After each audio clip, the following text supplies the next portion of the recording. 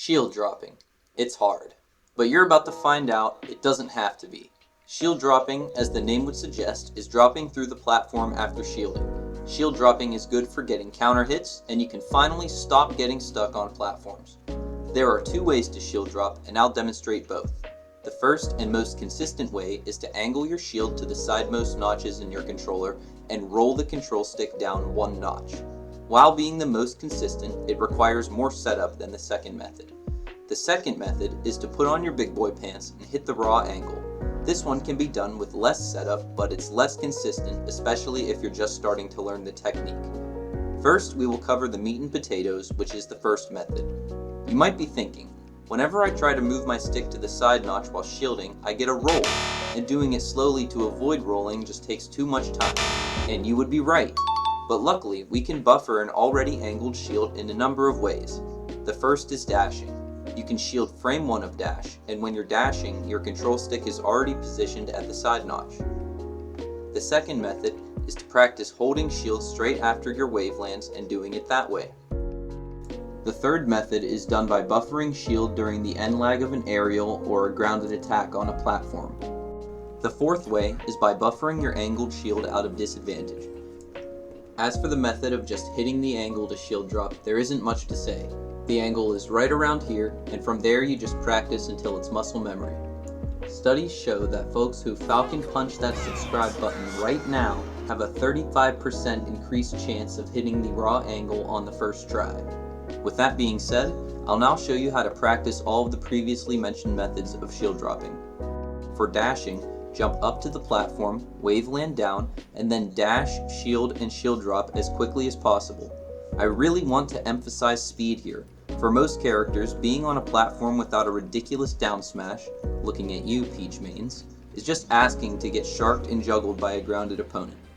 For wave landing, start the same way but hold shield and try to have the control stick already at the side notch by the time your wave land ends and shield starts to come up. Then do the drop as quickly as possible. For the next method, practice L-canceling aerials onto platform and keep holding shield, buffering the angle during the landing lag of your attack. Try to instantly do an aerial out of your shield drop.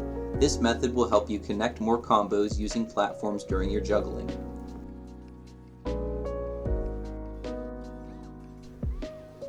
To go along with aerials, practice buffering your angled shield during the lag of all your grounded moves, or moves you think will be relevant on a platform, like down tilts for combo extensions and so on. As for practicing shield dropping out of disadvantage, you can always go play some games and try to remember every time you're knocked down on a platform, but you can also create a save state in 20XX or Uncle Punch where you have the CPU put you in a tech situation on platform and practice it that way. I'll have a link to save state guides for both practice tools in the description below. You can also do double jump aerials where you drop through the platform but then immediately double jump and hit the enemy for following you to platform, but it is risky on whiff because you are giving up your double jump. I highly recommend you practice shield dropping in every scenario until you can perform them all consistently. 10 in a row is my magic number, and remember to try to go as fast as possible doing aerials out of them all the while. Let's talk a little bit about application. When you're in-game, the main scenarios to look for are using shield dropping to mix up your neutral. Mastering shield drop aerials will give you even more options when jumping to platform, so use it to your advantage when looking for openings. Mix up teching in place and tech rolling on platform, and people will start missing their juggles on you. Take advantage and counterattack. Finally, use it to extend your combos. This will probably take a lot of labbing and a lot of general game sense to know when you can do what aerial, but now you have your foot in the door, so you can experiment to your heart's content.